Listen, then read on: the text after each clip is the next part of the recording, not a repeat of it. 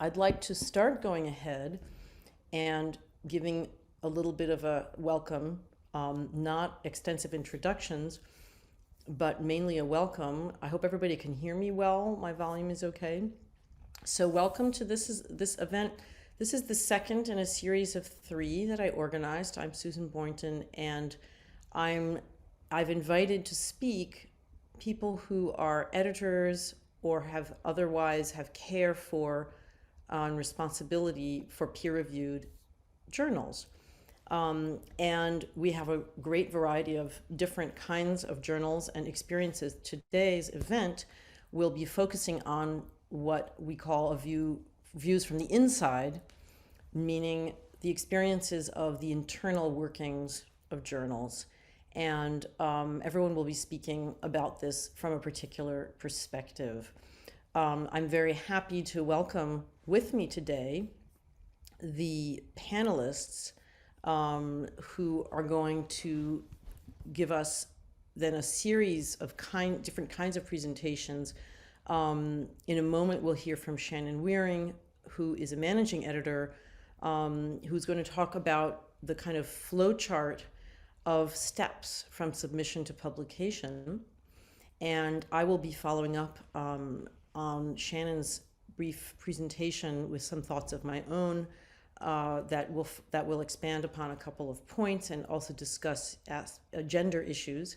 We will hear from Gil and Kaiama Glover about work that they are doing in the journal they co-founded, Archipelagos, on the subject of special issues, issues of production. And then we'll be hearing from Callum Blackmore, who is in music and who is one of the editors of Current Musicology, about what are the particular issues of publishing a graduate student-run and founded journal. The final speaker will be Michelle Wilson, who oversees the digital publication program of journals at Columbia for Columbia University Libraries. And then we'll have lots of time for questions and for discussion. So welcome to everybody. And if you decide that you want to put questions in the chat early on, you can do that, and we will look at them and we will respond to them a little bit later. So please feel welcome to put your thoughts out there. And I'd like to turn it over to Shannon, please. Welcome.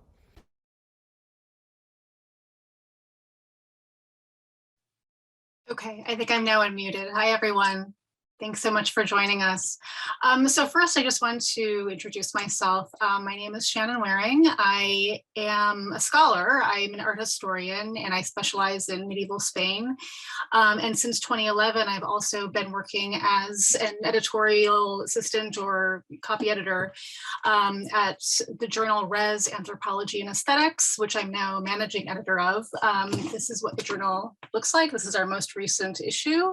It is fat. This is actually a double issue that comes out now annually. So it's about 300 and some pages. I have been managing editor for the past 3 years, and now I'm just going to sort of outline what a typical workflow is in the journal office and beyond when you as a scholar submit your paper to us.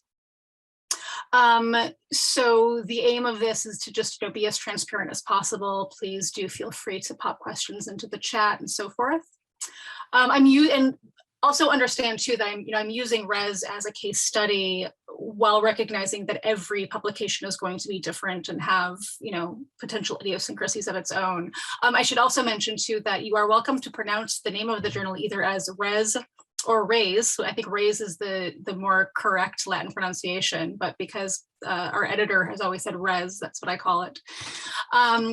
So I would say first that as an author, it's crucial to first, before you do anything, consult the website of the journal and the submissions guidelines, and make sure that the style of your article corresponds with what's being expected by the journal office. This helps speed things along. There aren't very many scholars who love formatting footnotes, I realize, but this is just sort of, part of what will really help the journal office in the long run, especially if the article is accepted.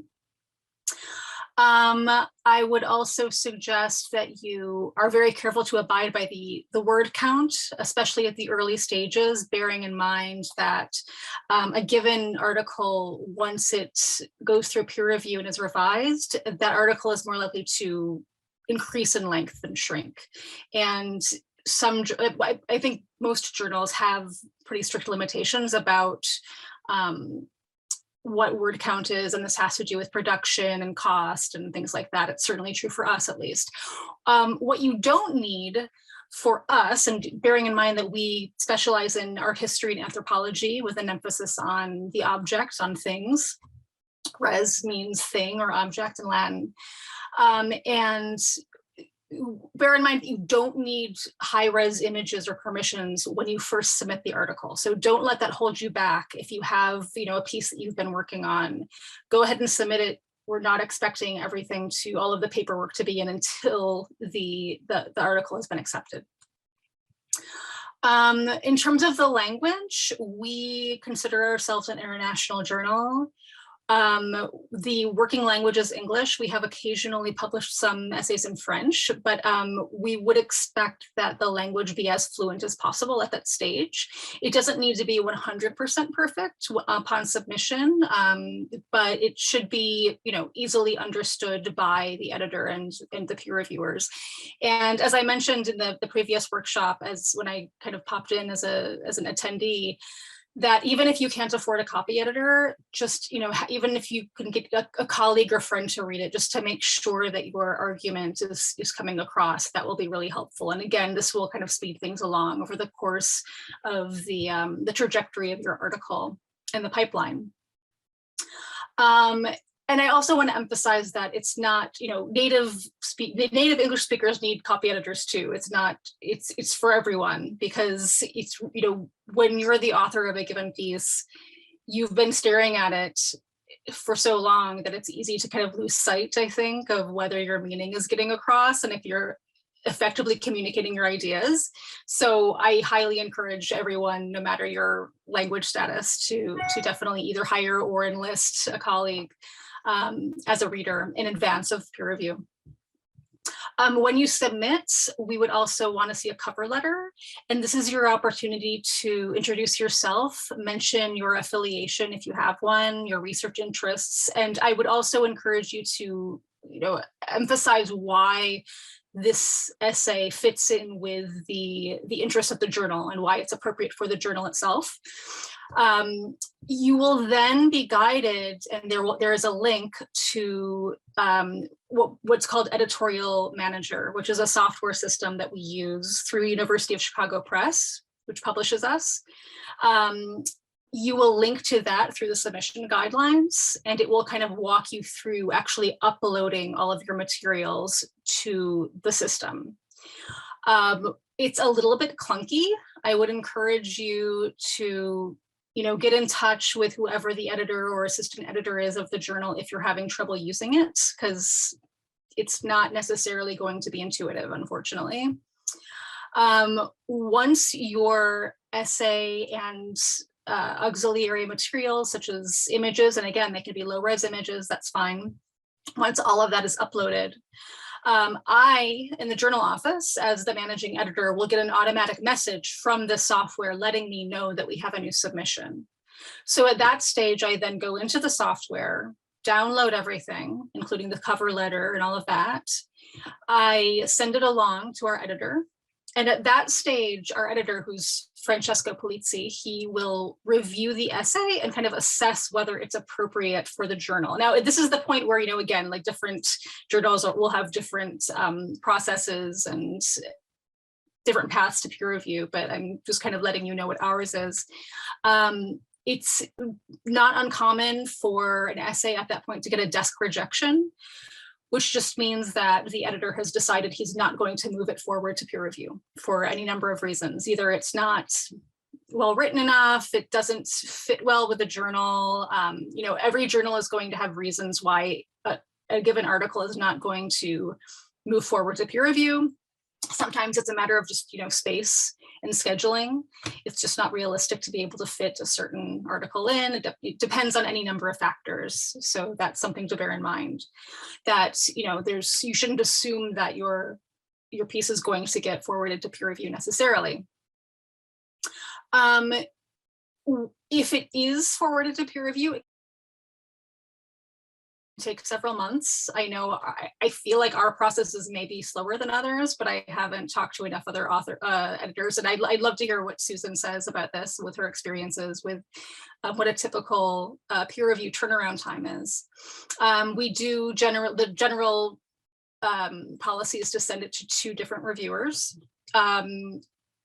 They might be people on our editorial board, they might not be people on our editorial board. Sometimes we send it to someone or get advice from someone on our board as to who might be a good peer reviewer, so it can go any number of ways in terms of that. Once we get the peer reviewer, the editor really has to accept whatever their assessment is, if it's positive or negative, well, especially if it's negative.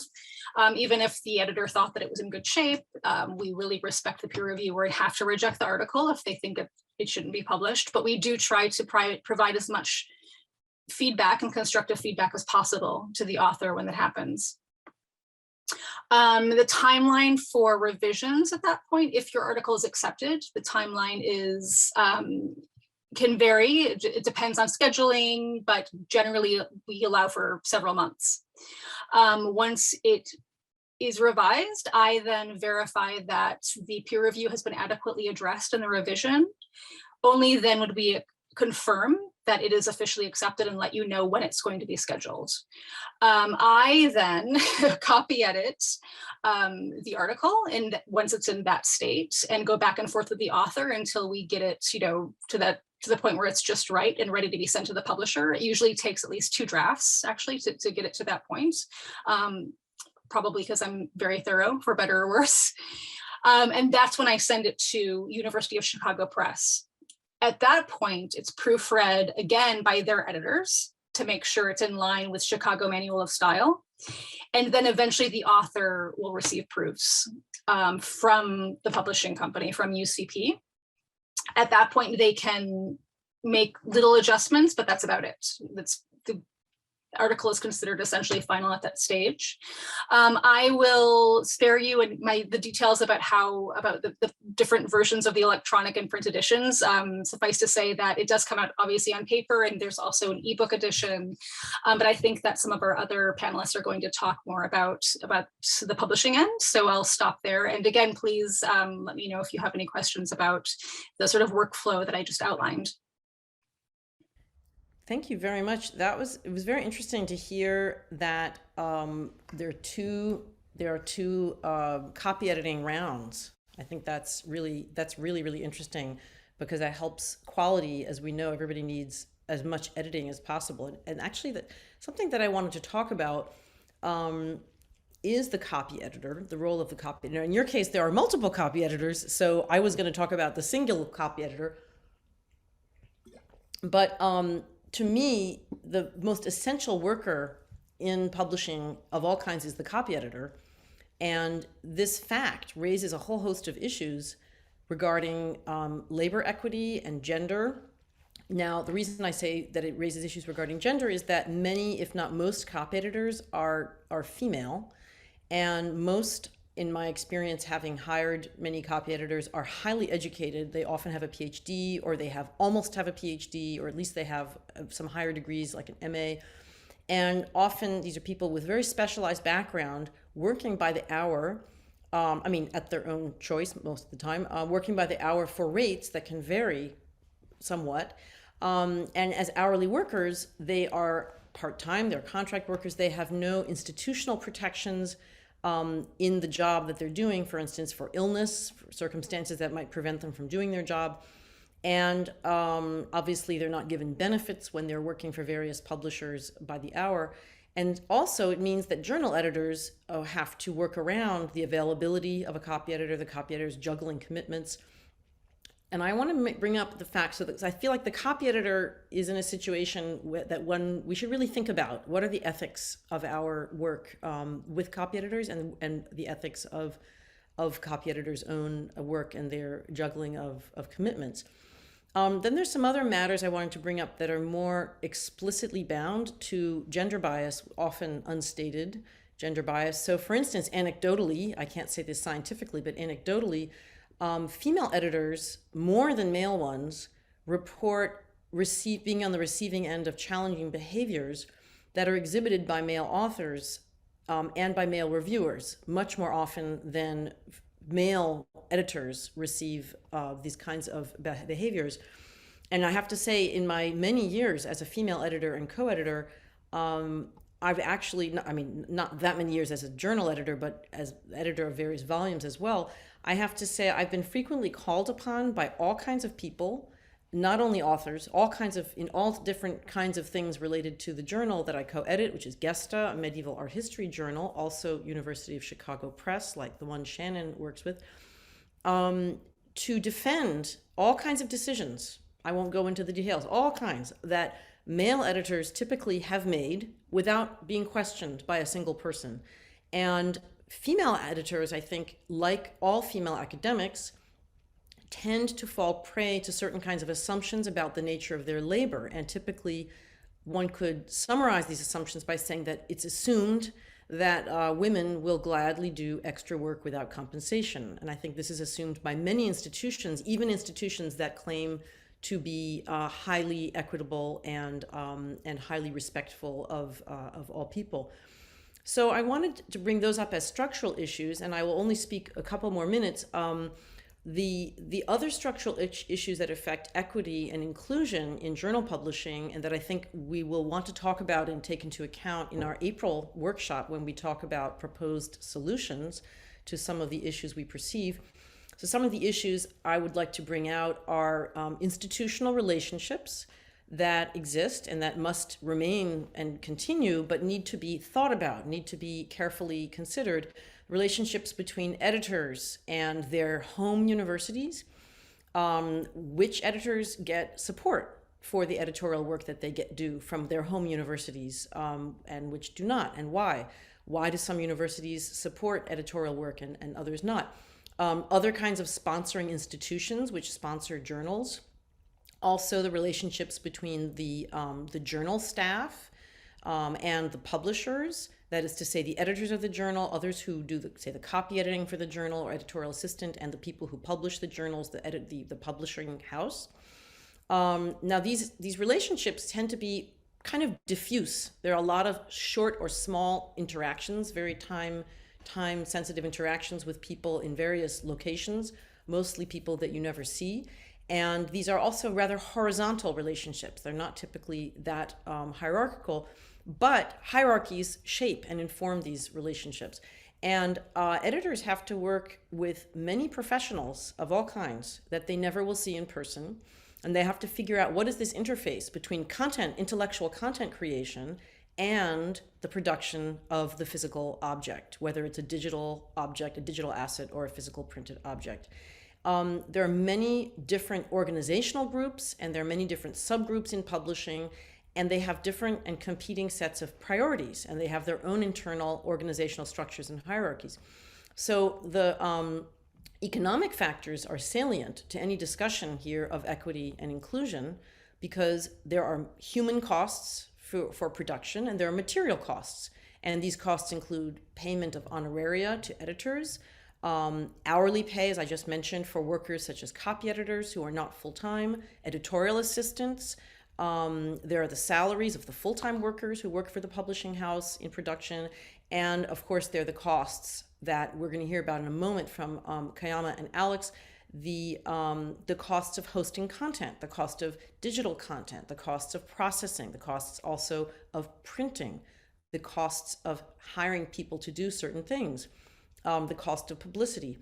And so I think we want to think about all of these costs in a variety of ways. That will ultimately, hopefully in our next session in April, we can think about ways maybe to create a greater transparency and to include more considerations of equity and inclusion and diversity in all of these things that have so many contingent kind of circumstances that affect them. Because the entire range and the entire variety of all the costs I've just mentioned, the human and the material, have been under enormous pressure in the last 2 years because of the pandemic. And I have noticed and thought about them more because they've really brought to the fore a lot of inequities that I think would be useful for us to reflect on. So I'd like, with that, to turn it over to Kaiama and Alex, who are going to speak about their journal. Kaiama and Alex, could you talk a little about how you have worked in your journal with things like special issues, and with also the fact that you're the co-founders of the journal, which has given you a certain amount of prerogative and a certain amount of decision-making power that, frankly, many of us editors don't actually have with regard to how you conduct business for your journal.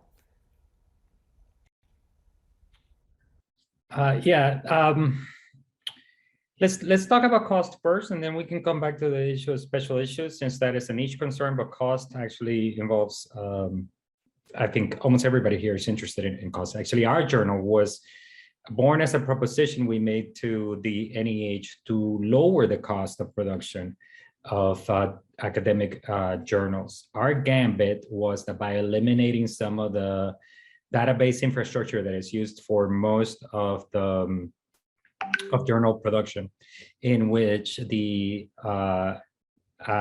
researcher is imagined as somebody who is entering text into some kind of interface platform, and then everything is just magically, it just happens, and the journal is produced.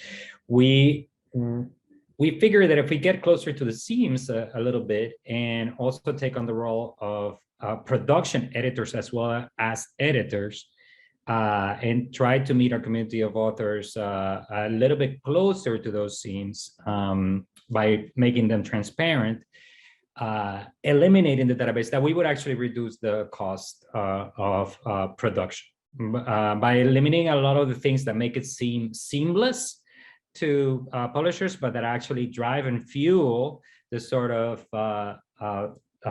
tendency to monopolize content of big, large publishers, which facilitate this kind of easiness, but in exchange take your content and become owners, de facto owners of your operation. We decided to actually own our own means of production.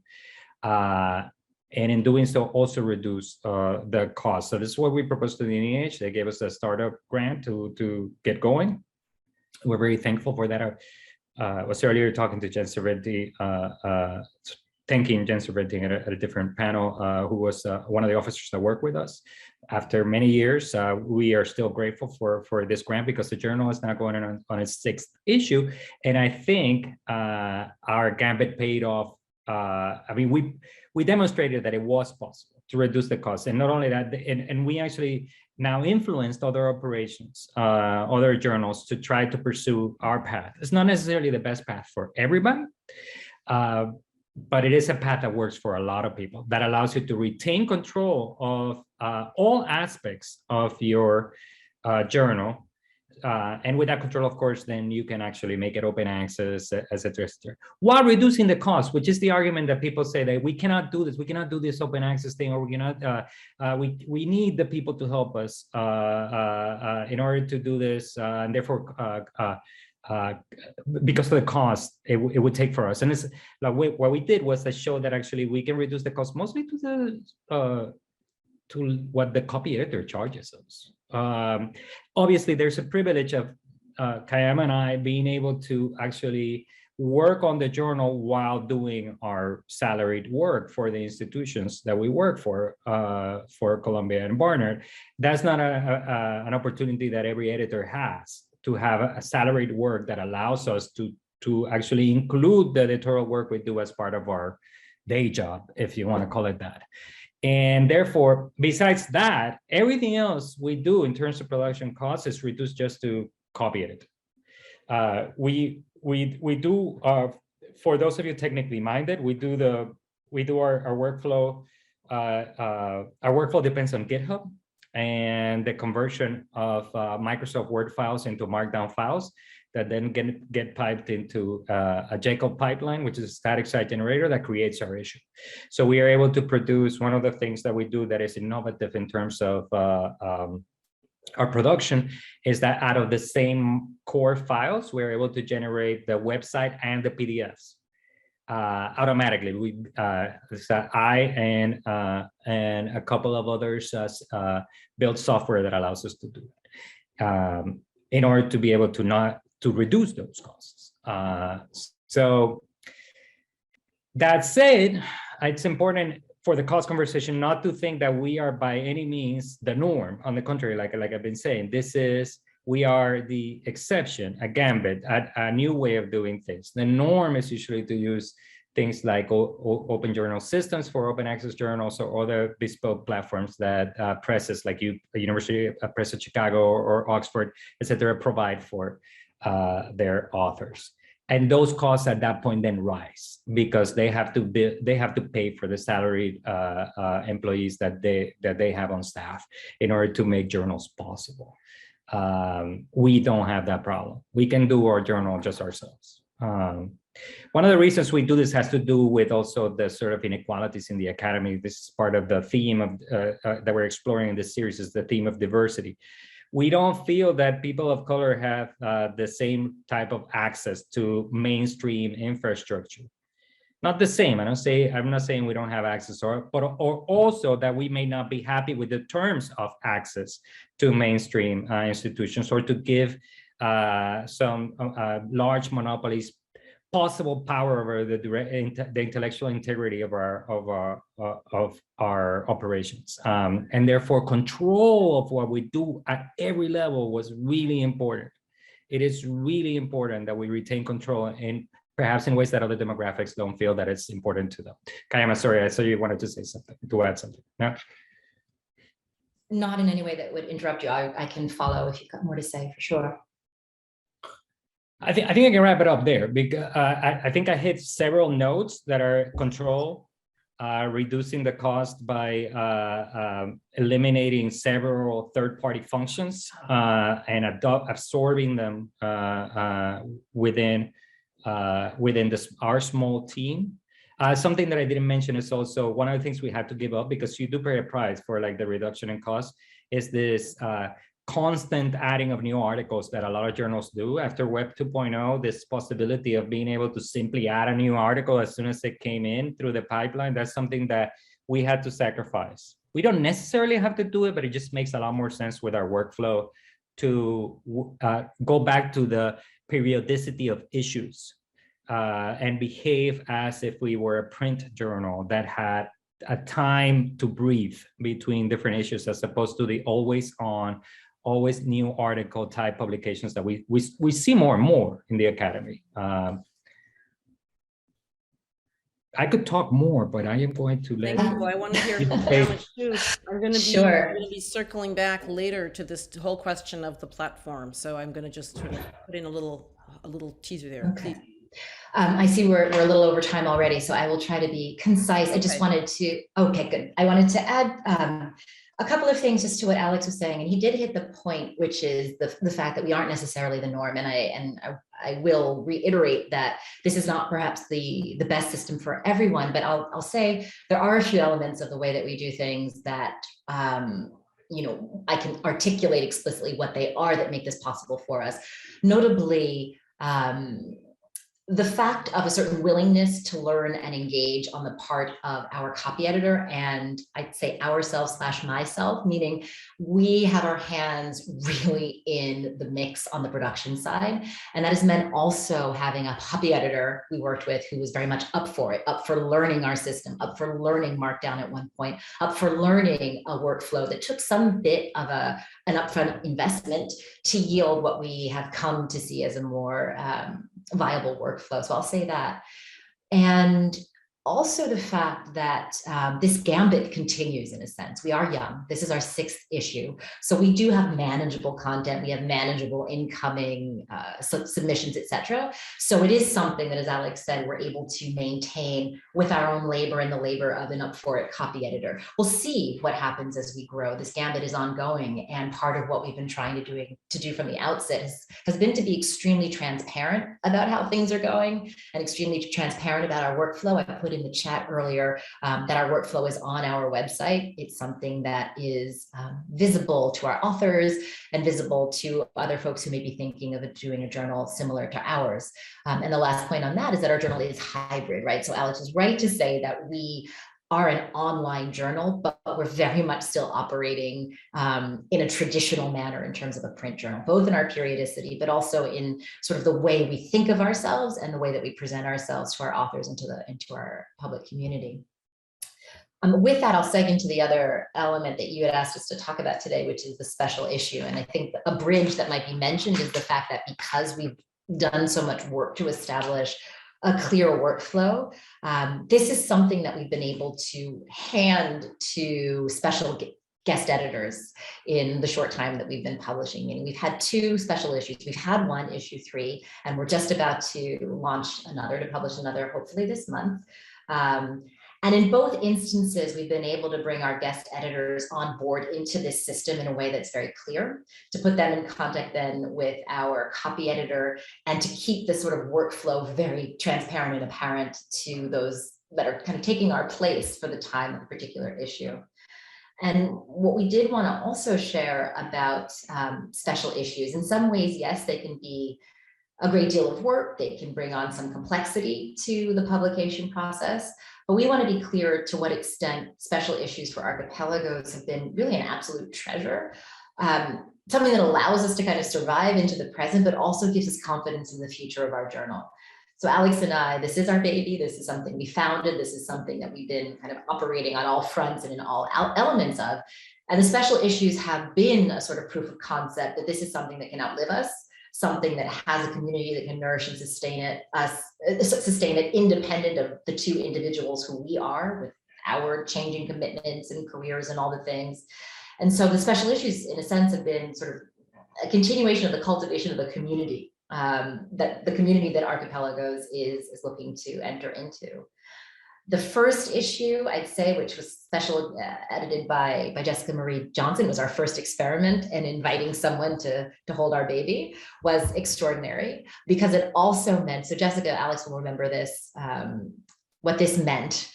It was a lot of work because Jessica has a big and expansive brain and brought on a new type of project for our journal, something we had never done before, and something we are now so proud to have worked through and done. And it wouldn't have happened had she not taken over the issue, the editing of that issue. So that's an example. And on the contrary, this last special issue, the one that'll be coming out this month, was the most hands-off sort of, Alex, are we actually editing this journal kind of experience that was just this incredible sort of parenting moment, or bird parenting moment, where the baby is pushed out of the nest and it like actually flies. And this has been thanks to the extraordinary work of our guest editors, Hadassah Saint-Hubert and Perry Collins, who as librarians and who are working with a particular collection of D-Lock, just brought in expertise and kind of an expansive field awareness that Alex and I would not have had on our own. So in both instances, and we're hoping into the future, we see the special issue as being part of the DNA of Archipelagos,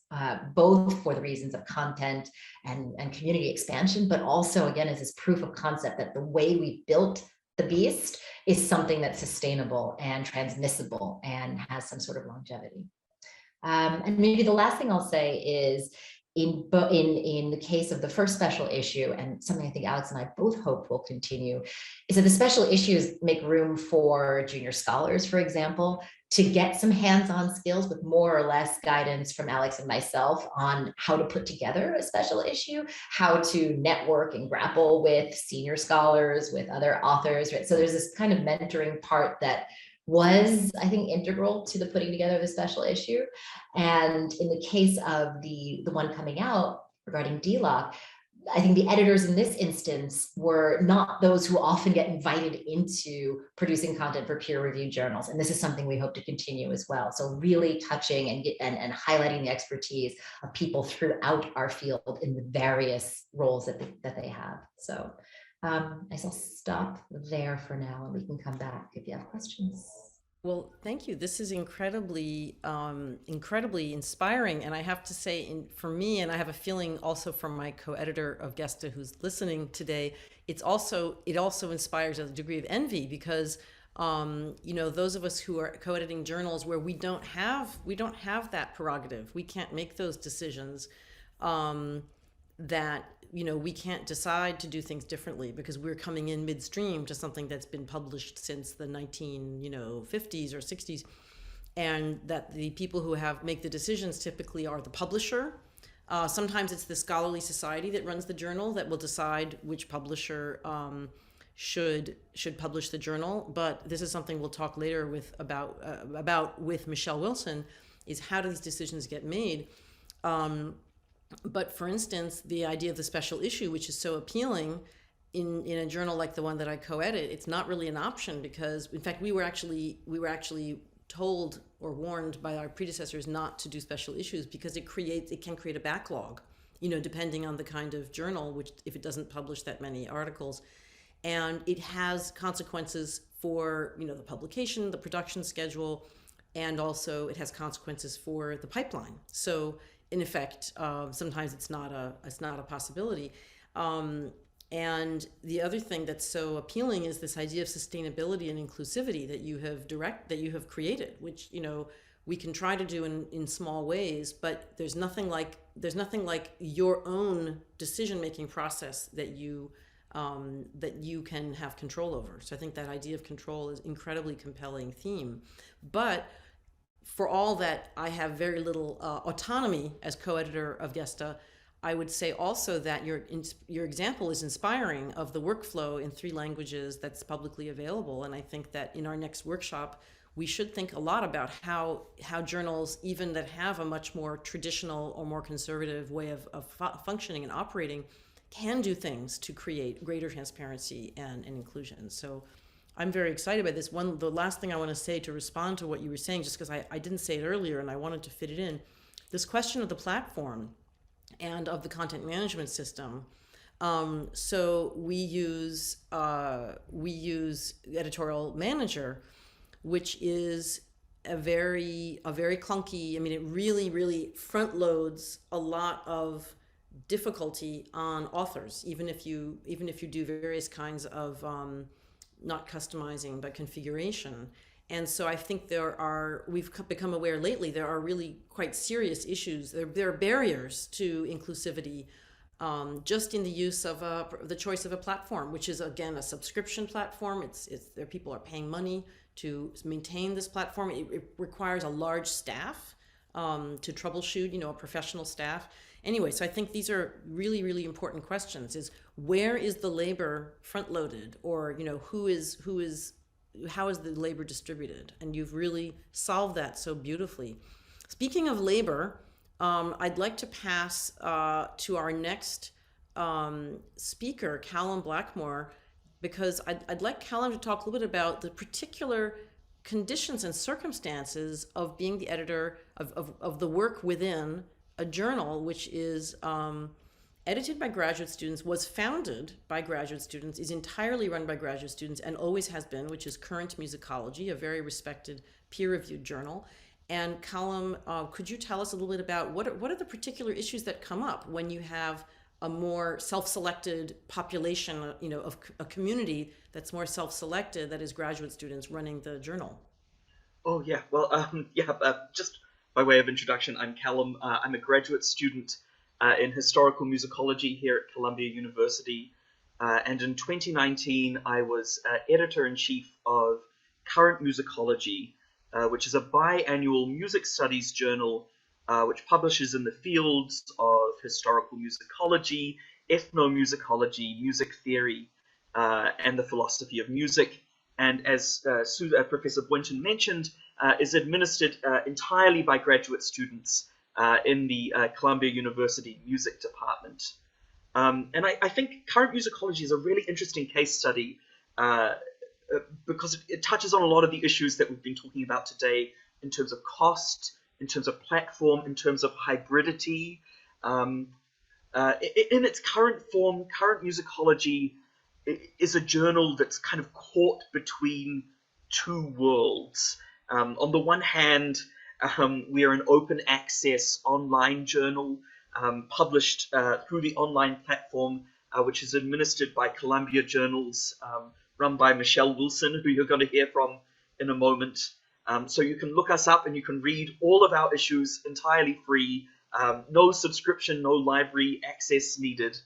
And on the other hand, we are a print journal that is shipped to hundreds of paid subscribers worldwide. And when I was working for Current Musicology a year or so ago, I found it increasingly difficult to balance the division of labor between these two faces of the journal, especially as we continue to innovate and develop the online branch of our journal. We found it increasingly difficult to keep up with the kind of clunky, labor-intensive physical production schedule. And that was especially so during the pandemic. I was kind of in charge during that awkward transition in 2019 into 2020 when we went all online. So when we developed this open access online platform in conjunction with Columbia Libraries, we received hugely positive feedback from our stakeholders. Readers and authors alike were engaging with the journal in new, productive, and increasingly accessible, and I would say more and more inclusive ways, thanks to this new digital presence. And during my tenure as editor, I sought to make this platform even more inclusive by developing a process for publishing in HTML format, which would allow scholars who are working in non-written mediums or multimedia to publish with the journal. So our test case was a performer and a composer who had been collaborating together, who had documented that collaboration using video in various ways. We were able to publish that documentation, which was an exciting new inroad for the journal. And it's this kind of inclusivity that the journal was able to adopt thanks to this new digital presence.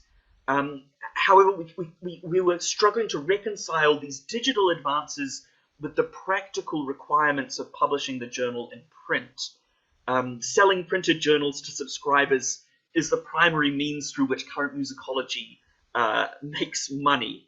And yet the printed journal is the most labor-intensive, technologically rudimentary process. And it's becoming more and more at odds with the way that the journal is publishing digitally. I mean, it's very hard to recreate a video in the print journal. It's very hard to work out how you're going to leave space for that in the printed journal that you're sending to subscribers. And this process, it just takes a huge amount of time, and especially for graduate students, we work 10 hours a week max, and it involves physically cashing checks, physically packing journals into parcels, physically writing addresses onto packages and trolleying journals down to the mailing room. And when you're doing that on top of, writing HTML code, it takes a lot more time than 10 hours a week that's allotted in your paycheck. So there's an issue of kind of unacknowledged labor that comes with this kind of double identity that the journal has. So yeah, as the administration of the journal becomes more complex, of the online journal becomes more complex, and crucially more important to the inclusive ethos of our journal, it's been harder to delegate resources and labor to this online to the printing process. So the reason why I'm bringing this up is I think I'm sure we're not alone in this as a journal. I'm sure there must be other journals that are grappling with these issues of how to balance cost with accessibility and inclusivity of how to balance the online with the physical. And ideally in the future we would move to an entirely online platform. But how do we do that while still having the fun? I mean, as Alex and Kaiama have said, it still costs money to publish online. And currently, these print issues are subsidizing that online production. So we're currently in a bit of a bind.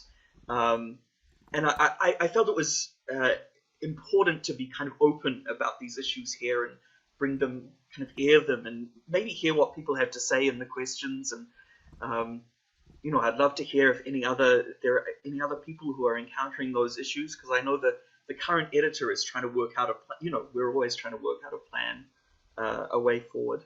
And I'm sure Michelle Wilson, who's speaking next, will have a broader bird's eye view of how this affects the broader Columbia Journal landscape. Well, that's an absolutely perfect transition to Michelle.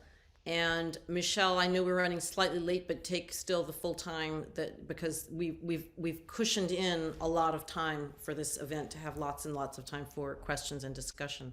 So please go ahead, Michelle. Could you talk about your work with the digital publishing program at Columbia and your thoughts with regard to these issues that we've been raising?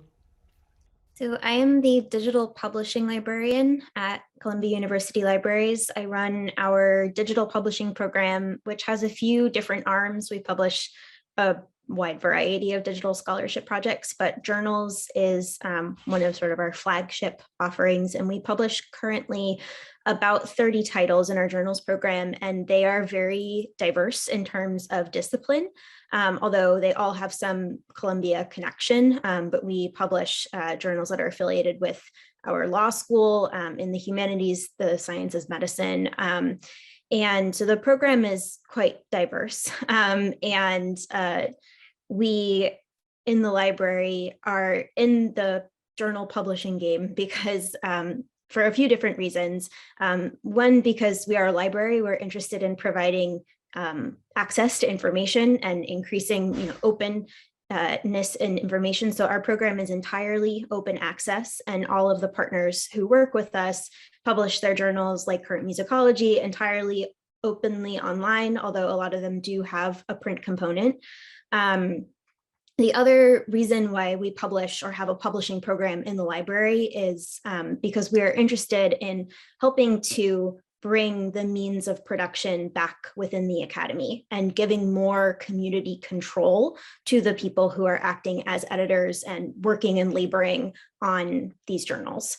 And so the library is trying to take the place of the traditional publisher and are providing, at least in our program, access to workflow and production technologies, as well as publishing platforms and certain services like cataloging, indexing, and archiving that allow the journals to operate at a professional level and to have all of the reach and exposure and tools that the journals need to have in order to be able to have a broad platform so people can actually get to the information. It'll be available long term, but also we want to provide tools that can help with all of these labor issues. But as I've mentioned, we have a really wide-ranging program. And even in this conversation where people have been talking about journals that they run within the humanities, there's a wide range of issues and practices and ways that people are organizing their staff, how they are handling their production work, what is important to them in terms of the outcome of their publishing, whether or not they are collecting revenue from subscriptions, or perhaps making their content available to a particular population, having certain amount of control over the work and the different stages of the workflow and who's interacting with the authors and the types of technologies that they are interacting with. So in our program, it is very important to me that our partners get to maintain, because this is about allowing them to have control over the means of production and have the ability to build their labor systems in a way that feel ethical and equitable within their own communities, that we provide tools that give enough flexibility while still providing the support that people need in order to be able to do this level of production. So we use a system called Open Journal System, which Alex mentioned earlier. It is open source, so it is technically, it's free to download, but of course there are costs that we incur in hosting the software and providing server space for it, and also having developers who can set up the software and do technical support and maintenance and web design on that platform. But OJS is a workflow management tool, so it accepts submissions and helps to structure the peer review system. So it, has a tool in the back end that visualizes the workflow, which is especially helpful for student journals and a lot of our partners who use students as the labor for their journals, because they tend to cycle on and off of working on the journals at a much higher rate than at a professional journal, because they're, working perhaps just for a year or two to get work experience, or they're only in school for a short amount of time. And so Open Journal System provides this platform that both helps, to receive the submissions and, just providing, this basic tool that our editors need. But it also helps to get those editors up and running in a very quick space of time. It's quite easy to use. And through that structuring of the workflow, it helps us in our program. The technology sort of aids us in teaching the students the way that this workflow is structured and sort of how the academic publishing process works. We provide access to the OJS system, also does the publishing of the pieces. So you do your workflow and your publishing all within one platform. So we're trying to reduce the number of systems that people have to learn and the tools that people have to learn how to use in order to publish their journal on an annual basis. And then the library takes on responsibility for certain other publishing and registration actions. So we do DOI minting, which is the assignment of these unique codes, digital object identifiers, for each of the articles that we publish in our program that make them citable and also accessible to stable link long-term.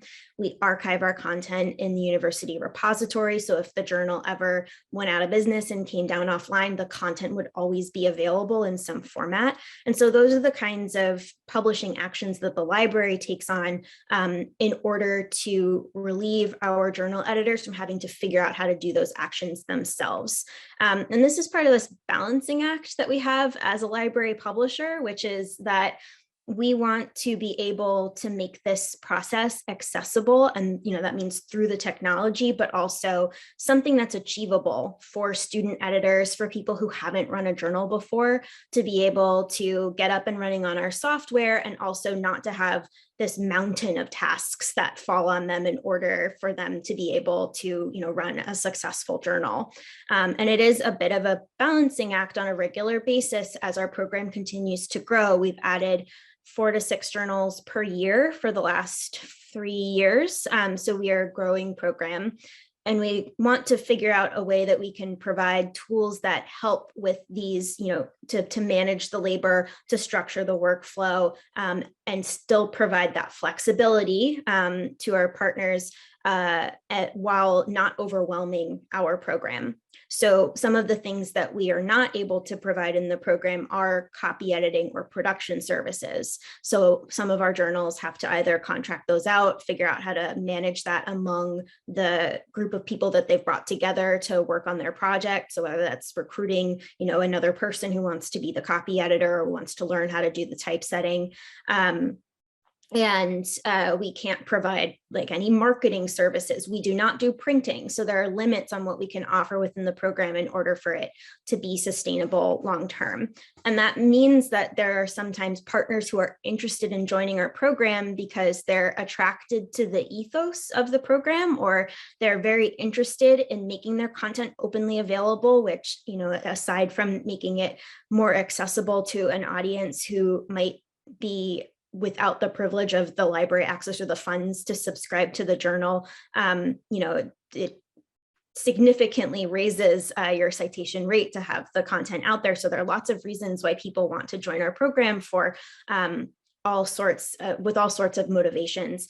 But because we don't offer those kinds of vendor services, or we cannot, help them to, run the Twitter or do the printing for them, there are lots of journals that have opted, or who we talk to, who are not necessarily a good fit for our program because of the limitations of what we can offer at this time. This is actually something that I'm very interested, or was glad to be part of this conversation this evening, to be able to hear some of these pain points and the things that are strong motivators, or very important to the editor of the journals that were being talked about this evening, because this is something that I am actually running a study on right now, which is to learn more from journal editors or folks who are in leadership positions at scholarly societies. And Anya's just shared the link there. So if anybody's interested in taking a look at that, or potentially taking the survey, if you're working in one of those roles or have in the past worked in one of those roles, it's very important to us in the library publishing community to be able to build these systems that will lead us toward a place where there is more community ownership and more transparency, and a better community of ethical practice in publishing. And we believe that that really exists outside of some of the existing systems and commercial publishers that we have now.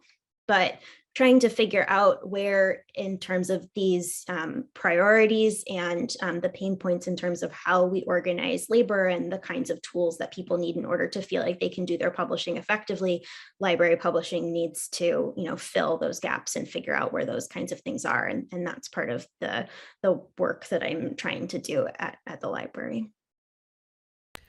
Thank you so much, Michelle. I wanted to ask, the link that we got to the survey, basically, can people just fill it out, or should they, in other words, now that we have the link, can people just fill it out, or do they need to do something like contact you beforehand, or could people who are on the call just fill it out? It's a confidential survey. It could actually be completely anonymous. There's a space at the end if anybody's interested in doing a longer form interview about their journal. There's space to identify yourself, but it can be completely anonymous. Anybody is welcome to take it if they feel like they fit the profile of someone who has been essentially in a decision-making position about a journal's publisher, or has worked on an academic journal in the past. And anybody can also feel free to share that link if you know someone who fits that profile, have a colleague who you think might be interested in contributing, so that can be shared on as well. Thank you. And I have a question, which is to say that if there's two of us who are co-editors of a journal, would it be helpful or not helpful for each of us separately to fill it out? I would actually be somewhat interested. It won't be clear to us that that is what has happened, since we don't necessarily ask for the names of the journals in the survey. It is at the end of it, so it might be helpful to identify it there. But certainly there are individual differences of opinion, and sometimes when there are people who've come out of slightly different academic backgrounds, or perhaps working on an interdisciplinary journal coming from two different disciplines, there might be differences in terms of what are priorities, or what are the perceived motivating factors of authors who might want to publish in the journal. So that kind of information is interesting as well. Great.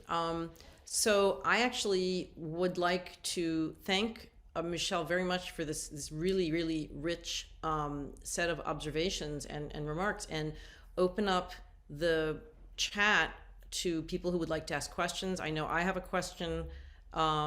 We can ask, we who have spoken can ask each other questions, or we can take questions from audience members who want to ask questions. This is very relaxed and free-flowing, so please feel free. It is best to drop them in the chat, I think, because I think it'll be too many people for us to see. And Anya is monitoring the chat. Anya Wilkening in the music department. Thank you, Anya. I'm not seeing one at this moment. Alex actually has his hand up. Okay, how about the hand up, start with please? him. Yeah, I figured we can start having a conversation amongst ourselves. Michelle's presentation got me thinking deeply again about that question of labor organization. which is so central both to our conversation here, but also to what's happening in the academic journal publication. And I think one of the things I kept thinking was about like, what would happen if the library publishing operations around the United States actually received the staffing and received the funding that they need? Because right now, the way it's set up so that we are talking in very specific and concrete details. It's like Michelle is by herself the journal's librarian. And then when for infrastructure, she depends on another unit of the library. It's not even in the same unit. The infrastructure is then kept siloed to some degree, and there's a limit to what Michelle can negotiate with them in terms of the support they are going to give. So that creates a lot of the limits that we're talking about are created because of this. Now we're talking about 3 different units of the organization: editors on the faculty side, the journal librarian sitting on a unit, and then another unit doing the infrastructure without counting the copy editing or the marketing thing.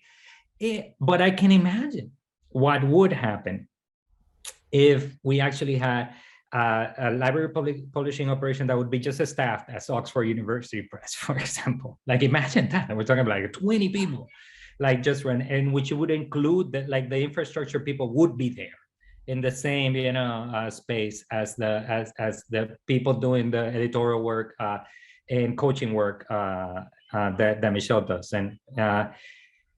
And even if we arrive at that place, this is step 1, arriving at that place, which I think we should be shooting for as universities all over North America, probably the North Atlantic world in general, because we have the money to do it. We just don't have the will there yet, or don't understand clearly why this is the better financial gambit for the long term for universities. But if we do decide to do it, that would still create a problem with the flexibility too, because of the labor organization. There will still be a homogenizing practice, because instead of a monopoly that is making profit, we would have a nonprofit monopoly determining the limits of what is in and out. So there's still something for at least people working in fields like me and Kaiama that we still need to be careful about.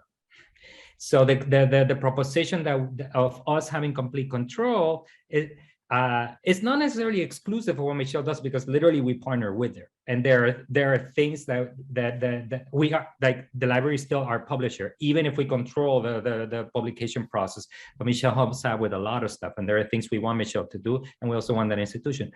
But we want that power, we want that control. We don't even want to give it to our own institutions, not yet, or we don't feel like we're ready for our institutions to tell us what we can and cannot do. So and these are things that just things that I wish that I want us to think about as we move forward with the different labor models that we have. The labor model for us is that we absorb a technical debt in order not to have to depend on the IT department at the library. So like Michelle has to depend on the IT library in order to support 20 plus journals, or I think it's 30 plus by now. Michelle can correct me. To support them, she depends on the limits imposed to her by another unit that is not even in this conversation today. For us, we don't have that limit. We do not, I don't want those limits. I work here in the library. I know what those limits look like, exactly how they look like. And I don't want them for us, especially because those limits, it's hard to argue that those limits don't get into the intellectual content at some point.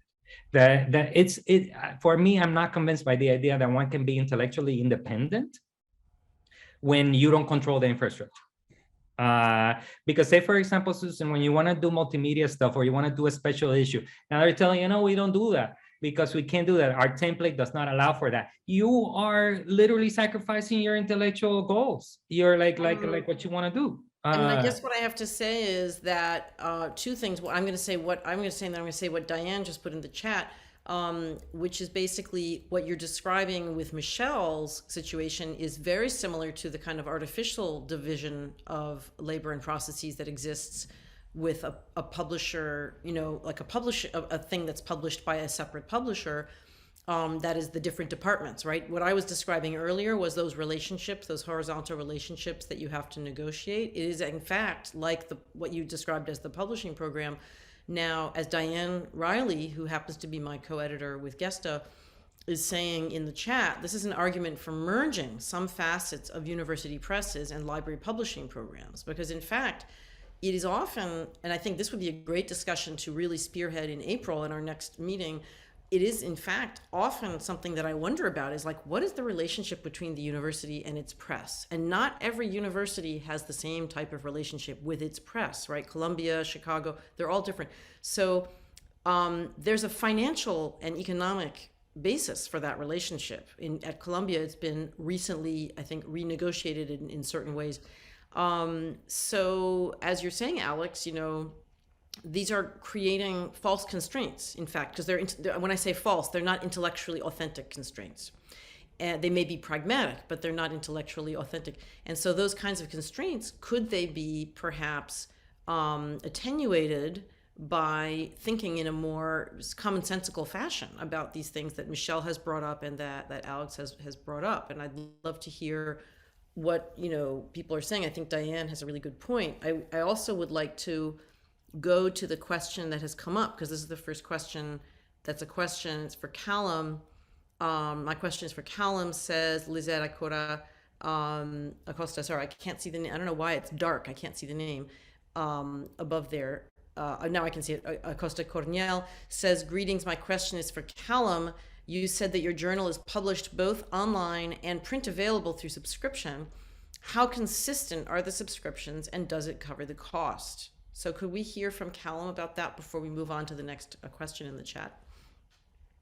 Yeah, the subscriptions are primarily from libraries, mainly academic libraries, university libraries from around the world. And they're usually coordinated through kind of larger information companies like EBSCO, these things that coordinate kind of library subscription services, which guarantees a degree of consistency. We've had a degree of difficulty with the pandemic in terms of consistency. We decided to suspend print publication during the pandemic, and then the pandemic never ended. So that has caused a few issues in terms of the kind of in terms of balancing the books, and in terms of coordinating these subscriptions. It's had a kind of knock-on effect. But in general, so the editorial position and the kind of assistant editor position are paid for through departmental funds in the department, and the subscriptions go to pay for the actual costs of running the journal. That is like the online, keeping keeping everything running on a kind of year-to-year basis, if that makes sense.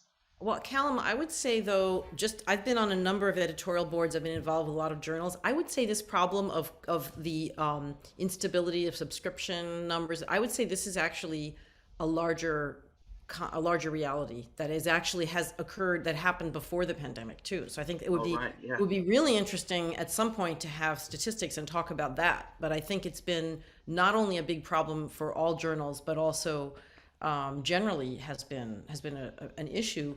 And I agree with there's the comment about the Taylor and Francis and Elsevier. That is the most crying example. I would say that's the most extreme example of exploitation. But that said, I would also say that I think among the university presses, many practices stand to be revised. Now I wanted to get to, just so we don't start running out of time to answer people's questions, there's another question here in the chat from Lindsay Cook, who asks, could you please speak a bit more to the question of turnaround for peer review? I recently reviewed an article for a scientific journal, and as a peer reviewer, I was asked to submit my reader report within 14 days, meaning the author will have an answer very quickly. Now, if scientific journal means the sciences, I guess I don't have experience with that, but in the sciences, I guess things are just much more current and they move more quickly. But maybe Michelle could speak a little bit about this. Do you have a comment for that? Yeah, so in the sciences, it tends to move faster than the humanities for a few different reasons. One is that scientific or publishing in the sciences is rather more tied to citation counts and like statistics and things like this. And so trying to get as much content out as quickly as possible, and also to have things like publicly posted turnaround times and rejection rates is very common on those journals. So making sure those statistics are really impressive is one of the reasons why there's a lot of pressure to get the article rejections and acceptances turned around really quickly. So it is more of a convention or commonplace in the sciences for that sort of turnaround time to be mandated. Yeah, I mean, I guess being in the humanities, I would have thought that journals could set their own turnaround times. In the humanities, I mean, in our art history journal, we set a much longer turnaround time. And that said, we set 6 weeks. Some people do it much sooner and faster. Some people take longer. Some people, there's a wide variety of compliance with that time.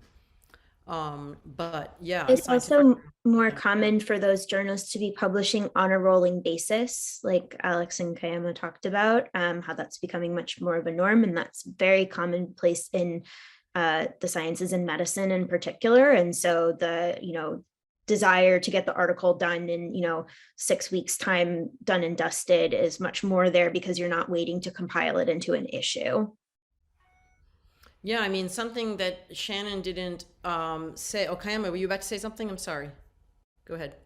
I was just gonna mention a little, this is not the sciences, but for what it's worth, a little hack that Alex and I either learned about or came up with. I don't know which it is, but it's been working for us, which is that we recruit our peer reviewers based on abstracts. So we don't wait for pieces to come in. We encourage contributors to send along abstracts, and we immediately go forward and look for folks to commit to being willing to review once the article comes in, and then are able to send it to them immediately. So just for those of you in the humanities, at least that's something that's worked for us, and cut our review time down by a couple of weeks to generally turning around in about a month. So. Wow. But then what happens if, I guess you don't do desk rejects. You don't have things where somebody would send an abstract and then it would turn out that it wasn't the sort of thing that you would follow up with. We do. We will let an author know that the abstract indicates that it's not something we would follow up with. So it's really, it's not a perfect hack, but it's preparing.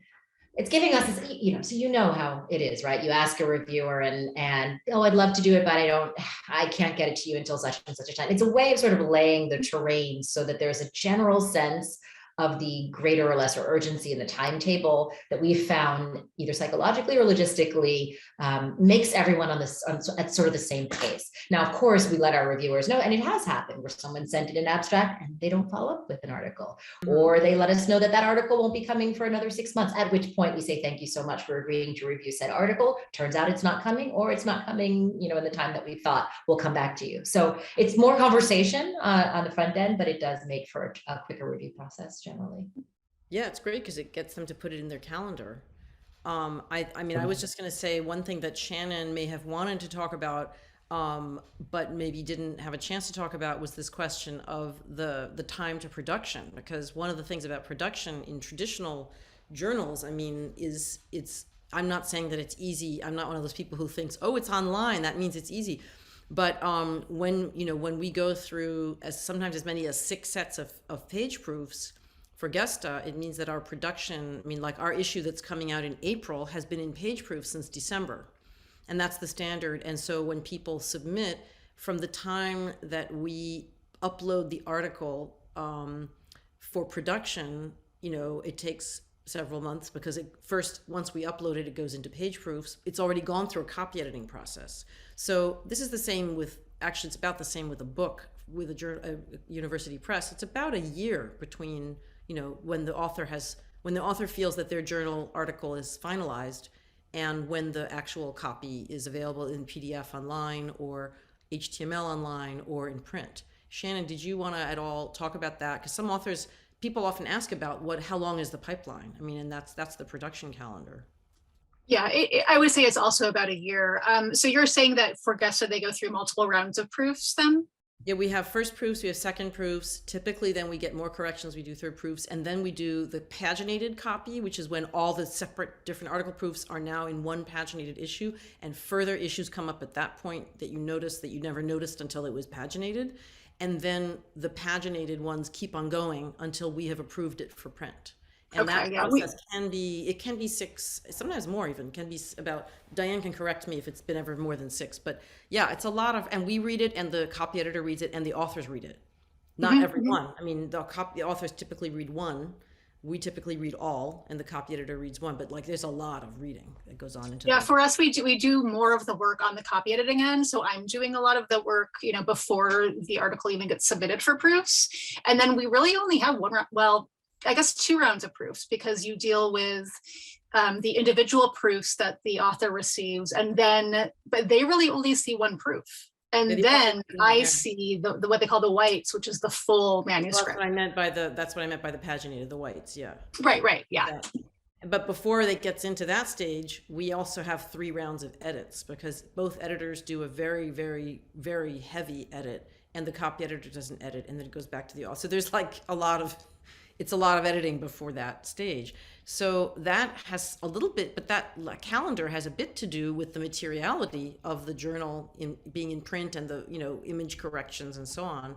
Well, and also just having images at all creates, Yeah. it takes a lot longer to move an article through the publishing process when you have images, because it just seems like there's almost always some kind of hiccup with getting a high-res image, getting the correct permission, getting a permission that the publisher will accept. And I mean, I spend a lot of my time communicating with authors and being a liaison between the author and the university press, who, is demanding to see permissions that look a certain way, whereas the author is saying, well, yeah, but this is public domain for XYZ reason, and I have to like put on my lawyer hat, which I'm not qualified to wear, and explain why such and such doesn't qualify as fair use. So there's a lot of back and forth that goes on. Yeah, this is a really interesting issue, I think, for questions of equity and inclusion, which is the kinds of materials that require those permissions to be granted by rights holder. I mean, it can be text as well. I once edited a volume in which one of the authors had to fork out, I don't know how many hundreds of dollars, because she was quoting the poetry. She was quoting Bertolt Brecht, and the Brecht estate was like, for this line of poetry, you need to pay, and anyway, so that wasn't even photographs, that was text. And I think since typically the permissions fees are the responsibility of the author, I feel like, and yes, one could apply perhaps in some cases to get that covered, those costs covered. I feel like this is a big barrier. I mean, does anybody else on the panel feel like this is an issue?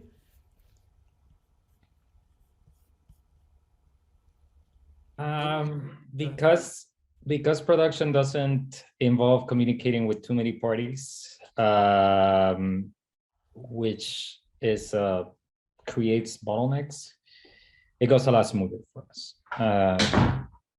Again, there are pros and cons to the different approaches. I mean, one of the cons is that we as an editorial team took on technical debt, which is not easy. So we deal, for example, images. The way that we deal images, they have to be marked up a particular way. They have to be a particular resolution.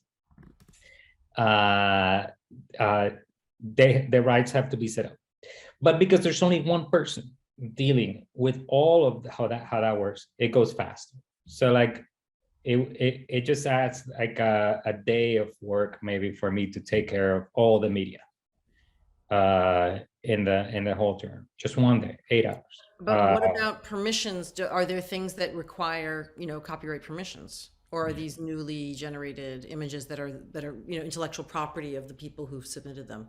We have guidelines that say that we want images that are already cleared, and okay. When people sign the agreement, which Michelle prepared for us, they are not only signing an agreement to like what we can do with the articles, for example, putting in academic commons, our institutional repository, but also putting the responsibility of the image rights permission on the author.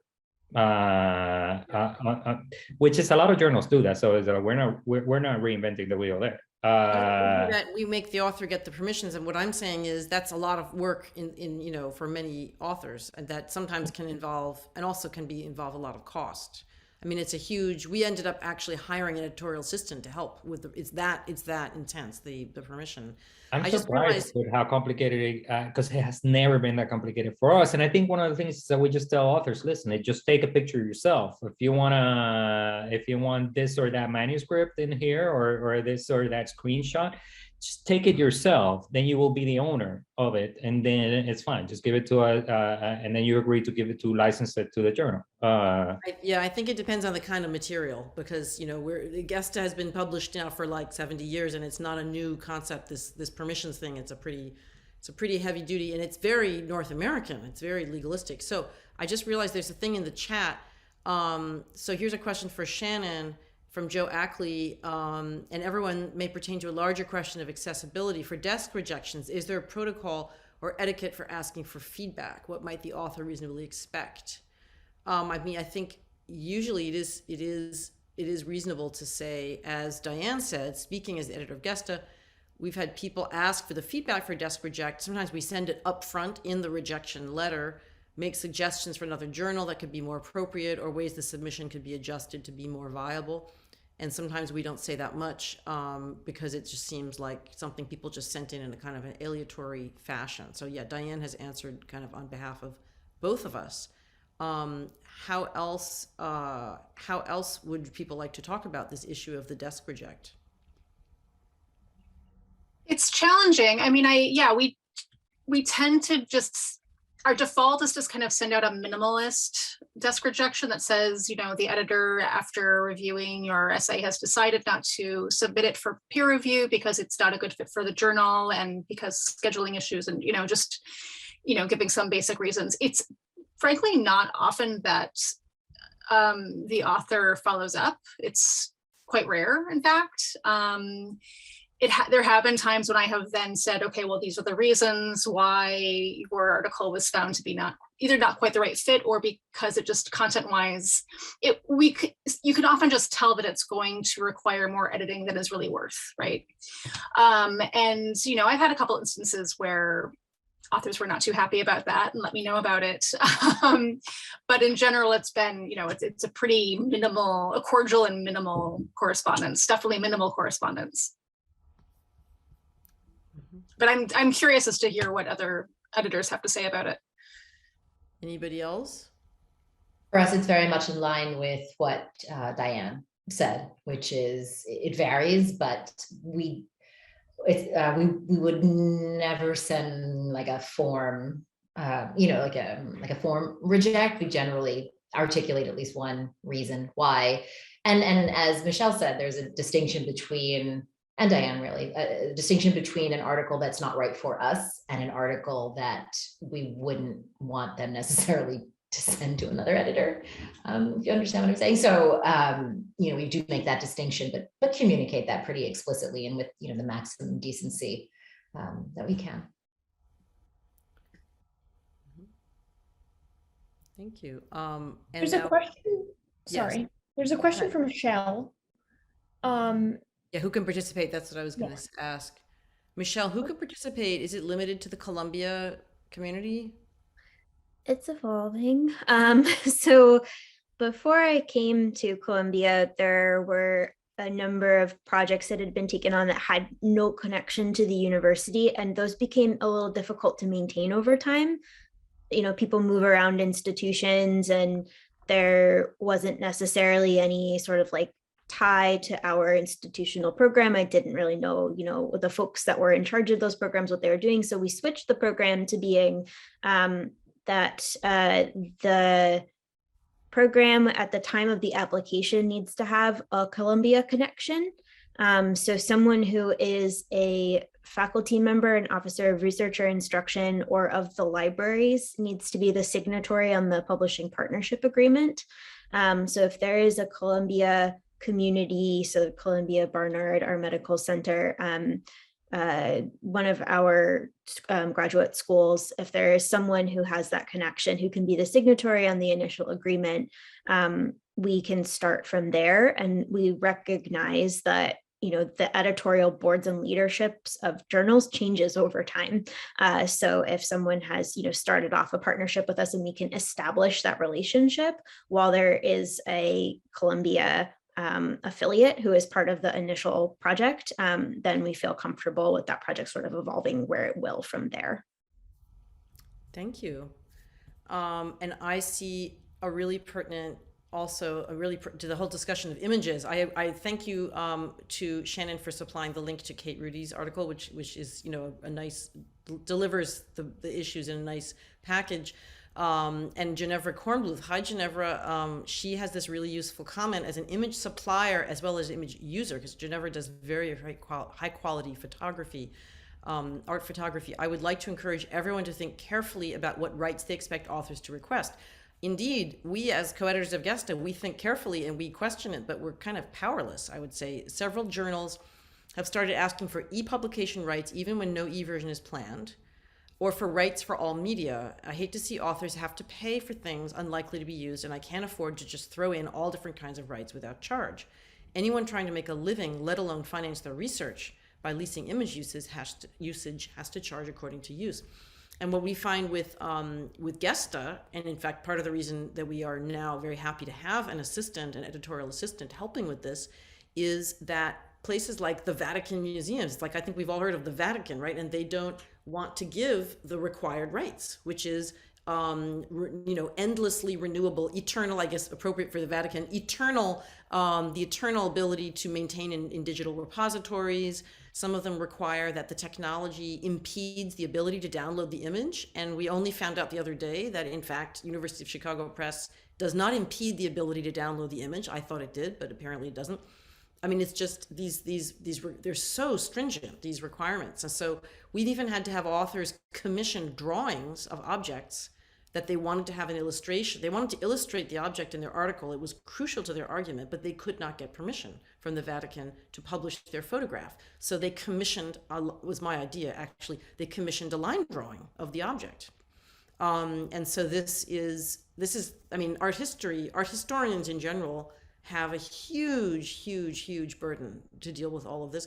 But at the same time, I've had other conversations that have suggested there's a lot of permission demanding by publishers that actually doesn't really always apply, depending. We could even have a separate discussion. I mean, and Michelle knows all about this because of her work. I mean, it puts us in a difficult position if we don't have those like worldwide perpetual rights cleared, because publishing does evolve, and there's situations like Current Musicology, which was published since the 60s. And when the journal joined the library's program and became open access, we made their entire back catalog available online, which meant that we had to do a rights review of the entire publication up to that point, looking at all of the past versions of the author agreements and to make sure that we could put the content into our institutional repository, because that is a different kind of archive and like digital space that we didn't know that we necessarily had the ability to, put the content into per the, permissions that had been signed off on by the author. And also for any media content that had been included in the journal, which, because it was a print publication for that period of time, was relatively minimal. There were, some notational examples and things like that, but the editors at that time, along with people who were working in the predecessor to our current digital scholarship division, had to do quite a large amount of work. And so now, as we structure the permissions agreements that we give, especially to our student editors, who are coming in and maybe being part of the journal for 18 months, and, take a couple of copyright workshops with me, we're making them, use agreements that are quite broadly written so that we are protected now in that instance where, the students don't necessarily know how to negotiate, these finely tuned rights for materials they may want to use, but also in the expectation that, the publishing format might change in the future. So the, expectation that it's only a print publication, but you want to secure those additional rights so that you have the flexibility to go where the technology is leading with the publishing in the future. So I come from an art history background and worked in that sort of sector of publishing. So I feel everyone's pain, but that is part of the reason why those types of agreements get structured by the publishers in that way. And, that's, again, some of that tension where I sort of like, I want to, aid the authors who are submitting to our program as well. They're also part of our community, but we need to be thinking about, protecting our, editors in our program as well. I mean, I'm struck in this conversation by how much has come out that is about again, I mean, it's almost, I feel like we're in a very Marxist mode here, but it's very much about means, the means of production and the whole question of what is the economic framework in which we're working, where is the profit being made? I mean, in most of our cases, no profit is being made, but the question is, who is benefiting from these ways of nickeling and diming and being so demanding economically and financially? So I'm just seeing if the authors, wait a minute, I'm going to read this. Shannon says, we also have to think about how these copyright issues impact scholarship. Yes, I'm always publishing objects like from the Met. I'm constantly choosing things that are not, not just on an individual level, but on a disciplinary level. And that's why those museums are smart that are making things open access and Creative Commons licenses. If we're only writing about images we can publish for free, then there's a lot of things that are not being published. And it also affects, I have to say, sadly, sometimes when we evaluate people's articles, the quality of photography, etc. I mean, it casts a light on the article, on the work. If the authors indemnify the publishers, there may be more latitude because individual authors are less likely target for lawsuits than publishers. The CASE Act has created the ability for publishers to pursue small claims against people who are copyright infringers. So claims under $20,000 are going to be routed to a small claims court that will be based in the Copyright Office. As we are a library thinking about this community of authors, especially who are students, we don't want to put students in situations where we are indemnified and the students are potentially on the hook for making a mistake around the copyright. We would rather guide them to gather appropriate permissions, or for editors to be able to catch problematic materials and to be able to point them towards something that is available in the public domain instead. So that is one solution that I think might work for a different publisher, but I would argue is maybe not the best choice in terms of protecting our authors and thinking about the ethics of the community. Yeah, I think this is really, actually what it inspires me to think is that although it wouldn't be the focus of what we're doing in April, maybe we could have, I mean, maybe the libraries already do this all the time, but another copyright related session that lots and lots and lots of people could sign up for, because I know they exist through Columbia, but I've never had the benefit of asking a lot of questions like this. I've gotten, people have sent me resources that CAA has developed and so on, but I think this is a huge question that kind of seems to be, there seems to be a slippery or a slightly elusive truth behind, behind some of these copyright requirements. So we're a little bit past the time that when we planned to conclude. We wanted to keep it short and not keep people on Zoom all night. But just before we do that, I hope that everybody who had a question, because I wasn't too good at looking at the questions. Did people have all their questions answered? Those who are still with us and on the call, and if not, I hope you can. Let's see. Oh, okay. People are saying thank you. I'm just going down to the bottom. Oh yeah, that's interesting. Having Columbia faculty signatory, gatekeeping gender cast. So this is really interesting. We need to have more discussion of this. This is really, really interesting and useful. So I wanted to, Anya, could you put in the chat the description for the next workshop? So what we want to do in the next workshop is take some of these great ideas. I've been like copying things from the chat. People have been providing really useful links and really useful information and ideas. And what I would like to do in the next workshop, which will be in April, is talk a little bit more about not only what the problems are, but how some of the things could be remedied, what actions can be taken. I mean, Alex and Kaiama have already gone a really long way towards taking action. I mean, they've taken action. They've gone a really long way towards building a better future. But for those of us who are not able to have that power and autonomy and decision-making ability, maybe we could think also other, additional ways in which people could could improve the situation and do things that could help in various ways, small and big. So that's what we're aiming to do in the next time. And I really want to thank the speakers today, all of you who have joined us. I thought this was really, really interesting and really helpful and really thought-provoking. I want to thank Anya for being a fantastic, amazing organizer and monitor. I want to thank the Hyman Center for the Humanities and the Society of Fellows, or it's the other way around, the Society of Fellows and the Hyman Center for the Humanities for hosting this series, and Kei Zhang for her support, and also obviously the Arts and Sciences, which made this event possible through their Committee on Diversity, Equity, and Inclusion. So I do appreciate all of you coming and listening, and I hope that we'll see you next time.